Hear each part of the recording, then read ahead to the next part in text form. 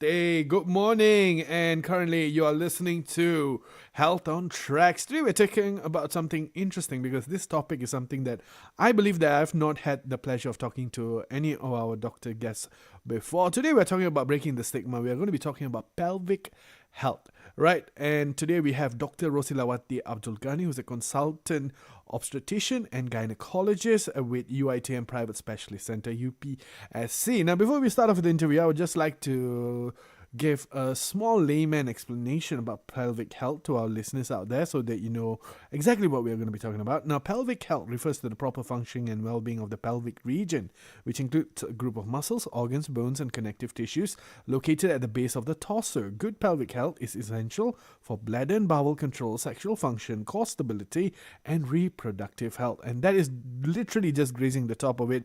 But to talk more, here is Dr. Rosilawati Abdul Ghani.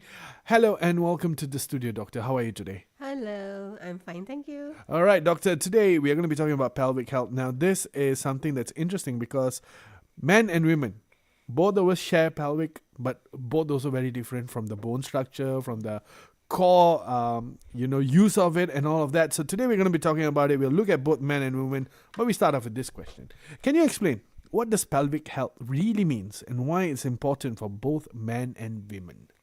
All right, as you already mentioned, that the pelvic area is an area of the body, lower abdominal area, which is part of the general well-being of the body. Okay, and it's part of general health. That's why it's very important to both men and women, physically, psychologically, emotionally. It can involve a relationship also. Yes, that's true. Right. And why is it important for both men and women? How is it different in terms of men and women? Like for instance, pelvic health, especially in Malaysia, it remains such a taboo or stigmatized topic, especially when we talk to women about it or women are supposed to talk about it. Right. Because it is regarded as a private part. It's more of privacy. Privacy to, especially women. We rarely talk about that private area. Yeah, that's true, yes. And then it is also a form of dignity, to women. And it's very shameful to talk about the privacy part. That's why it's very that remain a secret for the woman. And it's very rarely a woman come forward to talk about it. But they need to, don't you think so? They need to. Yes, of course. And you have been practicing for a number of years now. Yes. And have you seen a higher response in terms of they are more open to talking about it now? Or is the figure still the same per your personal opinion? Yeah, over the years, I think more women coming forward for it. Especially those childbearing age, after delivery, they are very concerned about the well-being of their private part. And they come and they seek doctor opinion. Whatever thing that they find different from what before delivery, something like that. Okay, understood. Now, what are some of the most common pelvic health issues you encounter in your practice? Well, it's very vast, but the majority is all towards menstrual disorder. It's all from all age group, from starting of the period until the ending of the period. So from extreme age, young and very old. So from puberty to menopause? Yes. Okay. From womb to tomb. From womb to tomb, yeah. Right. And the menstrual disorder is the most common. 1 in 5, I think, women come with this problem. The next is of the growth, the fibroid, endometriosis, all the concern about cervical area, vaginal discharges, and rarely they come towards this pelvic organ prolapse. Pelvic organ prolapse. I want to focus about this because this is the rarely topic of the woman who want to come out and speak to the doctor about their problem with prolapse. Prolapse. Now, Yeah. do correct me if I'm wrong. Now, Yeah. prolapse is when your internal organ falls out. Yeah, from the original place. Yes, Yeah. and it's a very scary thing. Yeah. Okay, so this is something that you think that many of our women out there are not speaking Yeah, about. Okay, they're secret about it. all right, all right. So, wow, this is quite interesting. And why do you think is that? Why don't they want to talk about this? I think one thing they're shame about it. The second thing is that they are afraid they would involve this sexual relationship with the husband. They usually, when they come to see the doctor, they won't bring the husband along. They want to come alone and speak to the doctor alone. But usually husband want to accompany the wife when to go to the True. When the husband is there, they keep quiet. I think that is one of the biggest reasons why the issue of shame and stigma comes from. I think women need to understand that men have changed as well. I mean, like, I accompany my wife to every single, and we need to understand that they are just as human as we are. Yeah. Men and women, we are just human. Yeah. Sometimes things do go wrong, and we need to get it checked out. And if it does involve relationship issues, it needs to be worked upon, and that needs to be, I believe, something that men and women in Malaysia need to grow on as well. Because before this, women think they are from Venus, and men is from Mars. Yeah. So different planet. Too bad. We all just come from the woman. No planet all over here. But in your opinion, doctor, when this is like purely off scope a bit, lah. When you meet women who undergo these issues, do you play the role of a psychologist with them, like to try and ease their mind as well? Yeah, I think the doctor's role, the first thing is give positive thinking. Positive thing first. Negative thing later. We give the positive first, then we talk about the negative Yes. thing. Okay. Usually I always think positive. I always like my patient to be positive. Yeah. So I said before we do anything, we have check first. And then I'll explain to you what it is. Usually I will speak about the positive thing, that things can be corrected. Things, anything that happen, there is a reason for it, and there is a way to overcome it. Yeah. Right. Yeah. Don't think about the negative. Yeah. Yeah. Like they always say, right? If God gives you a problem, God also gives you the that's- solution.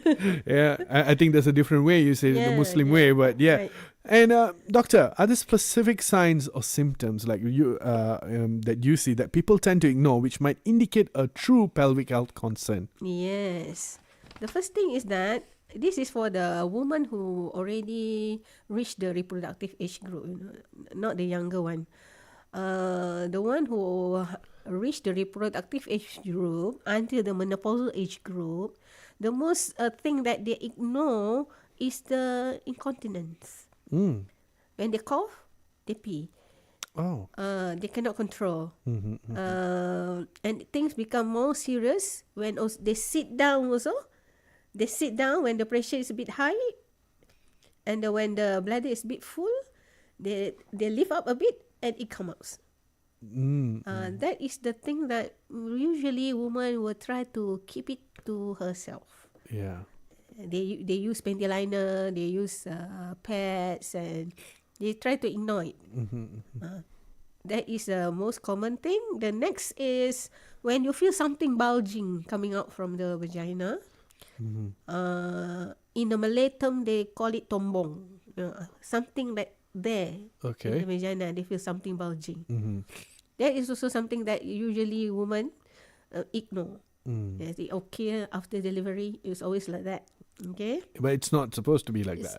It's supposed to be, but there is a way to overcome it. You need to see a doctor to see the severity. Okay. Sometimes it's just a first degree or second degree, which can be helped by exercises, by reducing weight. Those who have a chronic cough have to control their cough. Sometimes they sneeze very high pressure sneeze. Sneeze a very high pressure sneeze, and they sit in the toilet, 20 minutes, doesn't want to come out from the toilet because of constipation.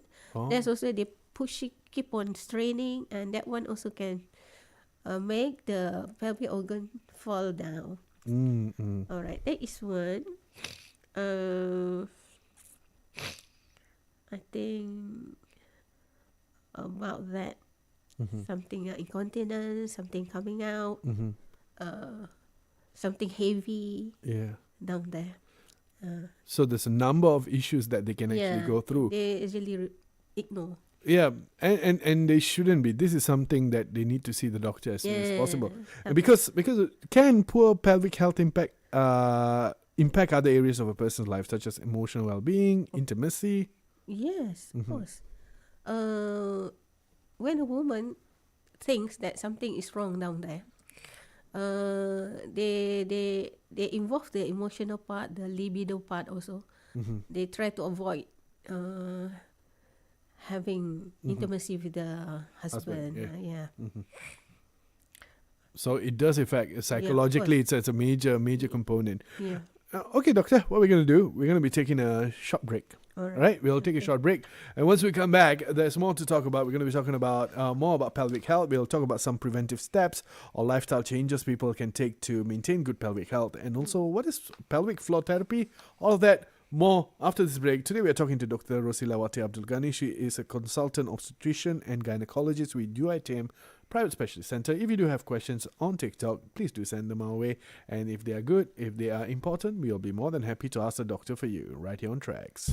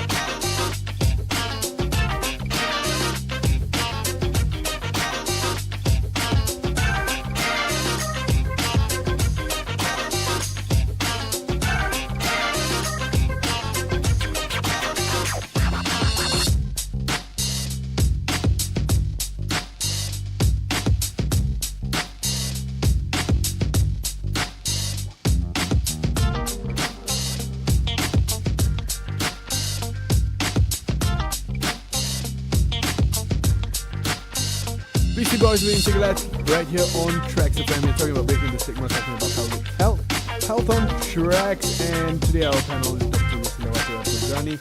She's a consultant obstetrician and gynecologist with UPSC. And today we're talking about the pelvic health for men and women. Now, before going to see the doctor or anything, Dr. Rosilawati, are there any preventive steps or lifestyle changes that people, laymen, can take just to maintain good pelvic health? Okay. The first thing any doctor will tell you, reduce your weight. That one best. Reduce the weight because the weight will reduce. It will impair the pressure to the pelvic area. That's why when you reduce your weight, it will be less pressure to the pelvic area. Understood. So how to reduce the weight? It's not very easy. I underwent that one also in my lifetime. It's very difficult, but you can do it. You can do it like change your diet, the less carbohydrate, less rice yeah. Where no nasi lemak in the morning. Portion lah, Yeah. the portion, and then Suku separuh. suku, and then the sugar. Try to avoid sugar lah. Sugar is not good. Yeah. Anything white. Anything white. White rice, white sugar, white bread, white flour. Yeah. All the white thing. Forget about it. So nobody from the United States. Yeah, all the fast food. Yeah. And then Mr. M. Yeah, that one definitely no. Yeah, and then try to make try 3 times a week. You try to walk. No need to go to all these expensive gyms. You can go just for a walk. Maintain like 10,000 steps if you can. I try to do that. The rule of 6. 60 minutes. 6 a.m. in the morning, 8 p.m. in the evening. Try 6,000 steps. 6,000 in the morning, 6,000 in the evening. Try 3 times a week. No need every day. If you can do every day, that's very good. People say it's if you do in the morning, it's very good because they said happy hour in the morning. You are happy with the with the trees, with the birds. And it's not very warm. Yeah, it's very relaxing, not stressful. If you do exercise that is stressful to you, I've been there. It's just you go to that, you forcing yourself to the treadmill or this thing. Stress will counter your trial to reduce weight. That's the first thing that you need to do. And then the diet that I mentioned, good gut diet. I have mentioned that already. And then in women of reproductive age, try to do the pelvic floor exercise as a routine. Before going to bed, after getting up from sleep. Anytime that you feel comfortable, like in front of the television, watch TV, you can do that. Very simple. The pelvic floor exercise. Do it as a routine.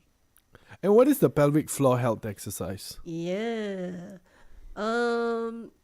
There is a combination of doing like bridges.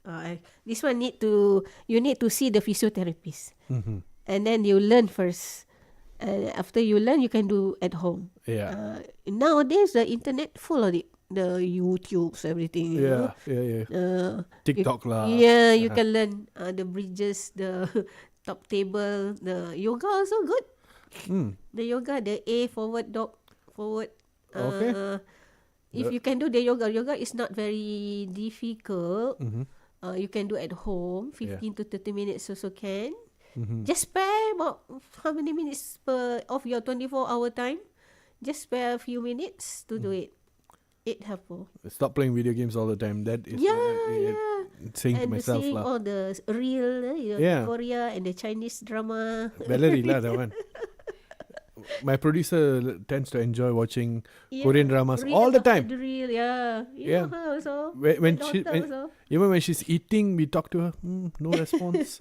Because she's enjoying her Korean dramas.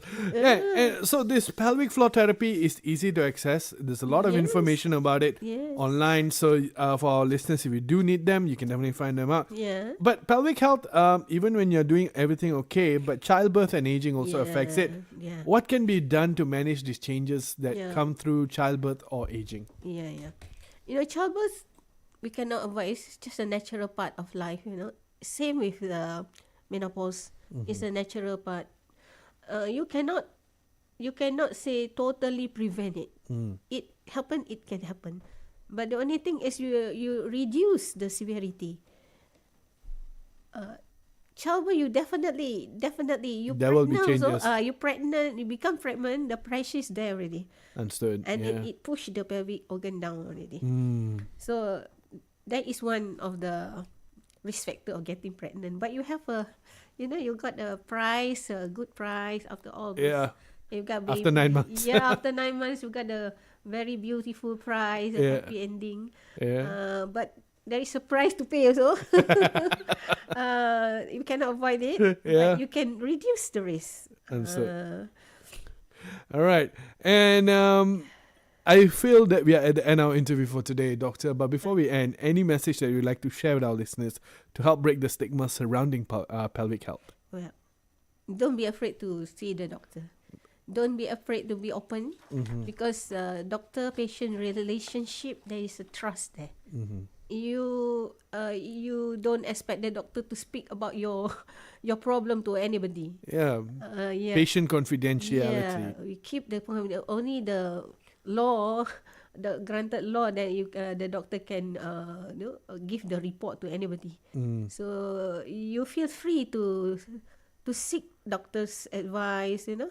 Talk to your doctor, and you can feel better if you talk to somebody. Understood. Yeah.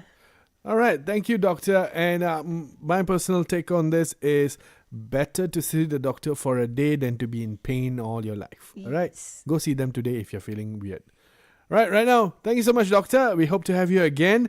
Today we had Dr. Rosilawati Abdul Ghani, consultant obstetrician and gynecologist with UPSC. We spoke about breaking the stigma, talking about pelvic health. Today, men and women, anyone can be affected. If you are in pain, if you feel like you need to see a doctor, then you do need to see a doctor. But right now, let's get on back with the music. I'll be back soon. Don't go anywhere. This is TRAXXfm.